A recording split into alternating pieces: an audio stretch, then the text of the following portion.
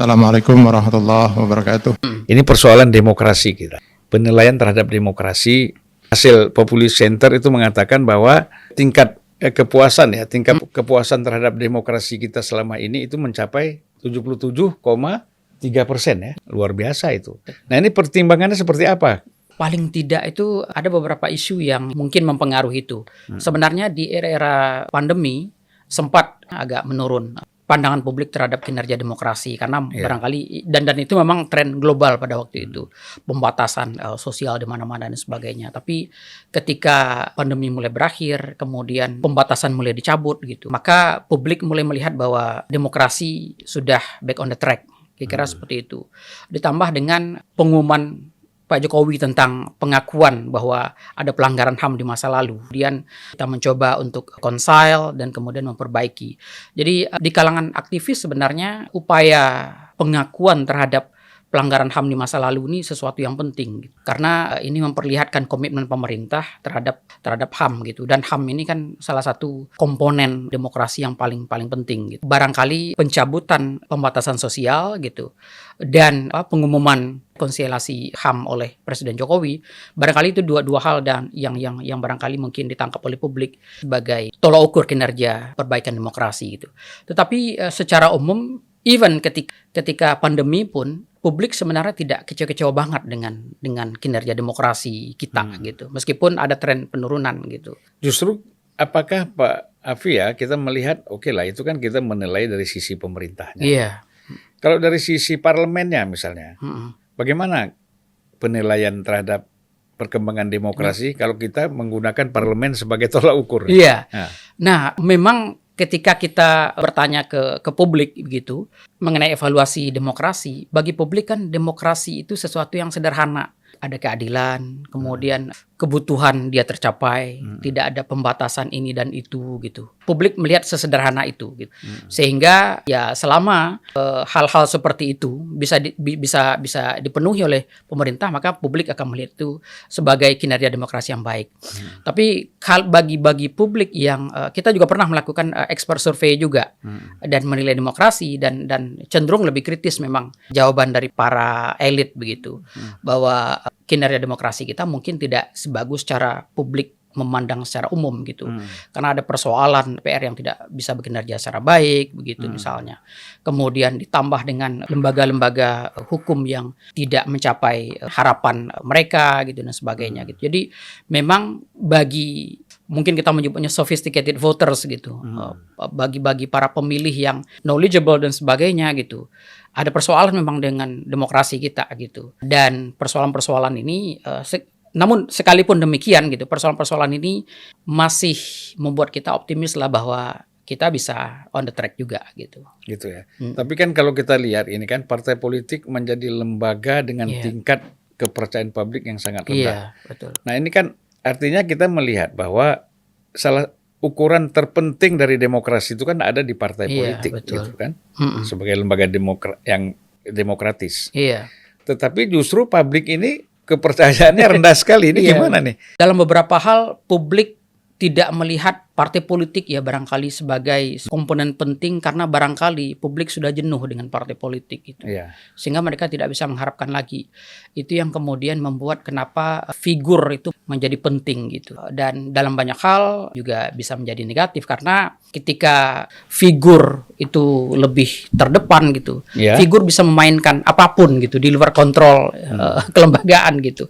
Populisme bisa meningkat gitu dan sebagainya gitu. Money politik dan sebagainya gitu. Jadi dan publik melihat itu sebagai hal yang biasa gitu. Jadi publik memang tidak menaruh harapan besar terhadap partai politik karena memang bagi mereka ya partai politik memang tidak bisa diandalkan. Jadi makanya kalau gitu apa gunanya ada partai politik ya? Nah itulah yang memang seharusnya menjadi otokritik kita gitu. Bahwa partai politik tidak menjalankan fungsi-fungsi yang baik, fungsi sosialisasi politik, menyiapkan kader, menyiapkan narasi besar untuk perdebatan kebijakan dan sebagainya gitu. Publik melihat ini semua tidak dijalankan dengan baik. Justru itu semua didapatkan dari figur gitu, dari leader gitu. Sehingga personality itu kemudian lebih memainkan peran penting dibandingkan kelembagaan gitu. Ya, jadi kan kalau kita lihat dari aspek itu kita lihat ini persentase ya. Jadi elektabilitas tertinggi partai di parlemen sekarang Mm-mm. itu PDIP masih tertinggi ya dari Iya. hasil survei Populi Center. Mm-mm. PDI Perjuangan itu 24,5%, Mm-mm. Gerindra 13,6%, Iya. Golkar 11,7%, kemudian PKB 8,4%. Dan seterusnya ada Nasdem 5,8%, PKS 5,5%, Partai Demokrat 4,8%. Ini kenapa nih kok sejajar begini nih? Satu koalisi ini, Nasdem, PKS, dan Partai Demokrat ini ya. Kemudian P3 dan PAN 2,3% dan P3 2,3%, PAN 1,3%. Ya. Nah, ini ada lompatan P3 ya. Iya. P3 yang sebenarnya sekarang partai nomor 9 di parlemen. Iya. Lalu hasil survei dia mencapai 2,3%. Ini kalau kita lihat tren ini apakah ini bisa konsisten nanti sampai pemilu ini? Kecenderungannya gimana? Sebenarnya secara umum ada turun naik suara ini, tetapi paling tidak tren dalam artian susunan barangkali mungkin akan relatif stabil, Bang Zulfan. Jadi kayak misalnya PDIP gitu. PDIP itu relatif konsisten di angka lebih dari 20%. Iya. 21, 22, kemudian sekarang 24% gitu. Gerindra juga konsisten di angka belasan. Begitu juga dengan Golkar gitu. Dulu juga kita melihatnya seperti itu. Tren itu relatif stabil-stabil seperti itu saja gitu. Kecuali barangkali mungkin ada sesuatu yang sangat besar gitu. Karena itu tadi gitu. Publik tidak terlalu melihat partai itu sebagai sesuatu yang sangat penting gitu dan sebagainya. Yeah. Karena kalau kita lihat alasan kenapa Anda milih partai ini dan partai itu, alasan umumnya adalah ya karena ya anggota keluarga. Secara tradisi ya keluarga memang sudah terafiliasi ke situ gitu. Atau partai itu dominan di lingkungan tempat tinggal mereka gitu. Jadi lebih ke jangan-jangan gitu jangan-jangan publik lebih menilai ini gitu sebagai sesuatu yang ya natural alam bawah sadar aja gitu. Karena ya di lingkungan saya banyak orang PDIP, ya udah PDIP aja gitu misalnya gitu dan sebagainya. Tapi publik tidak memilih partai itu dalam kondisi kesadaran bahwa partai ini akan memperjuangkan ini akan memperjuangkan ini, tidak seperti itu gitu. Berbeda dengan figur barangkali gitu. Nah, makanya kemudian hasil ini itu relatif stabil-stabil aja. Kalaupun gitu. naik, mungkin naiknya tidak lebih dari margin of error-nya.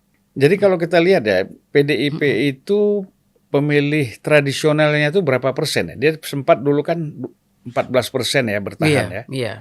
Walaupun dalam periode BY pemilu 2004 itu kalau nggak salah 18%. Iya. Tertinggi itu Golkar ya. Iya, Golkar pada waktu itu. Nah, kemudian habis itu turun lagi. Kalau nggak salah saya itu 14%. Iya, di belasan persen itu, tapi ya sejak 2019 ini. Ya, 2014 2019 itu mulai naik lagi. Iya.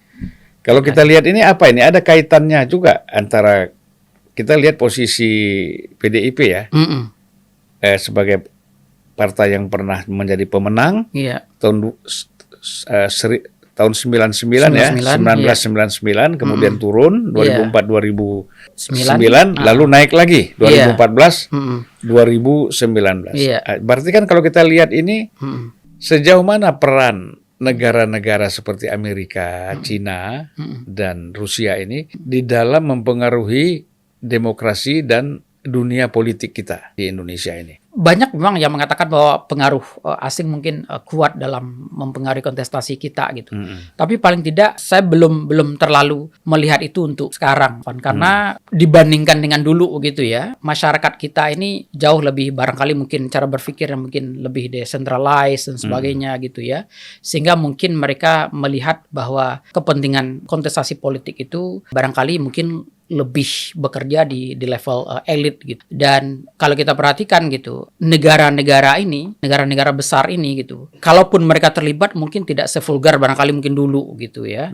Tidak sevulgar dulu yang barangkali mungkin menyalurkan funding kemudian memobilisasi dan sebagainya gitu. Dan memang kita juga tidak berharap ada intervensi yang seperti itu gitu. Kita berharap publik kita betul-betul clean lah dari hal-hal seperti ini gitu. Dalam kontestasi ini gitu, Kalau kita perhatikan gitu, mungkin negara A menginginkan si B gitu, negara menginginkan si X gitu, negara B menginginkan si Y dan sebagainya gitu. Kalau kita lihat ketika mereka memimpin gitu, mungkin perubahan-perubahan kebijakan nggak terlalu besar gitu, sehingga paling tidak hal-hal yang betul-betul dipertaruhkan itu tidak terlalu ada gitu. Kalau mungkin di masa-masa dulu gitu, hal yang dipertaruhkan itu mungkin ada ya, misalnya di era perang dingin dulu gitu, misalnya persoalan geopolitik di wilayah Asia Tenggara gitu, ada komunisme yang sangat kuat di wilayah Timur Timur dan sebagainya gitu. Kalau sekarang mungkin lebih ke persaingan bisnis dan sebagainya gitu. Tetapi kalau kita perhatikan, toh ketika paling tidak misalnya ketika Pak Jokowi jadi presiden gitu, akses bisnis terhadap mereka juga terbuka juga gitu. Competitiveness juga terlibat juga gitu. Yang kesel dengan kita kan kebanyakan itu paling ya dari Uni Eropa paling gitu ya, karena Pak Jokowi membatasi ekspor beberapa barang tambang gitu misalnya dan sebagainya gitu. Saya tidak melihat adanya ya paling tidak upaya sistematis ya untuk pengaruhi arah dari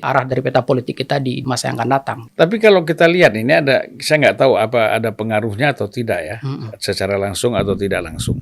Kita lihat kan setelah tidak menjadi gubernur lagi, itu Anies itu kan diundang oleh Singapura, bicara di sana, dikasih forum lah. Kemudian diundang juga oleh UK ya di Oxford. Anies ditetapkan sebagai direktur atau apa namanya, ketua ASEAN Studies ya di Oxford University. Lalu saya nggak tahu lagi mana, kan sering diundang juga ke beberapa negara. Ini ada singgungan nggak bahwa mereka itu terkesan ini arahnya menginginkan negara-negara Uni Eropa, Inggris, Singapura dan Australia misalnya, termasuk pasti ini termasuk US di dalamnya, menginginkan Anies itu menjadi presiden. Kalau kita lihat ini kan kalau kita lihat Prabowo nggak diundang, Ganjar nggak diundang, tapi hanya Anies kan gitu. Iya, betul-betul. Kalau saya melihat barangkali mungkin karena yang secara formal sudah dideklarasikan barangkali mungkin karena Anies. Sementara yang lain kan belum, meskipun perspektif ini gitu. Terlepas dari dia dapat tiket atau tidak gitu. Tetapi once ketika dia dicalonkan menjadi presiden gitu, kita berasumsi gitu, dia mungkin ke depan bisa menjadi presiden gitu.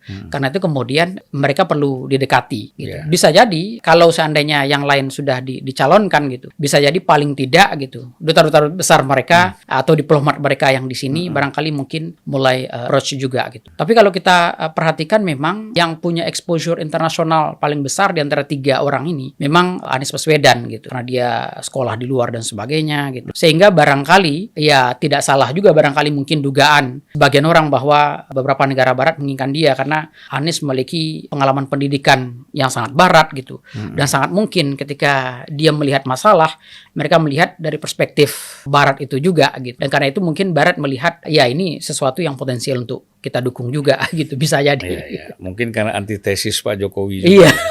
Karena kan Pak Jokowi ini kan kalau kita lihat ya walaupun diplomasinya itu global ya.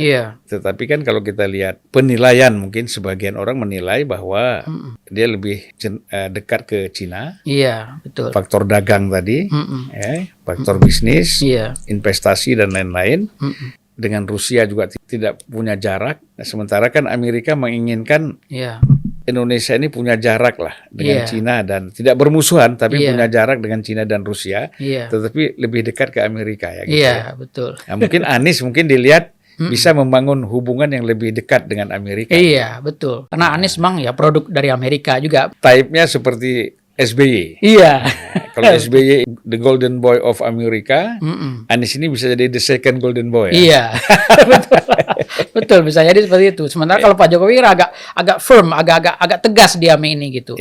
Relatif tidak mau didikte secara politik kan, seperti itu. Nah, sekarang kita melihat ya, karena kita sudah bicara ini persoalan figur-figur calon presiden ini, kan masyarakat ini sebenarnya semuanya mengatakan kita kalau bisa 3-4 calon. 3 atau 4 calon supaya tidak terjadi yang namanya seperti 2014, 2019 isunya itu terlalu bertabrakan antara dua kelompok pendukung ini, ya kan, dengan identitas masing-masing. Iya, betul. Nah, sementara kan survei dari Populi Center itu kan 46,6% itu menginginkan 2 pasang calon.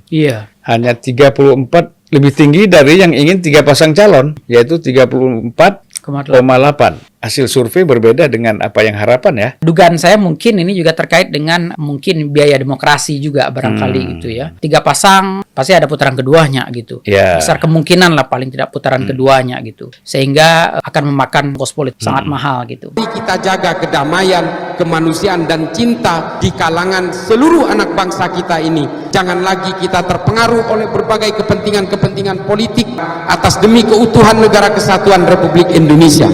Aqulu qouli hadza astaghfirullah li wa lakum. Wassalamualaikum warahmatullahi wabarakatuh. Terima kasih.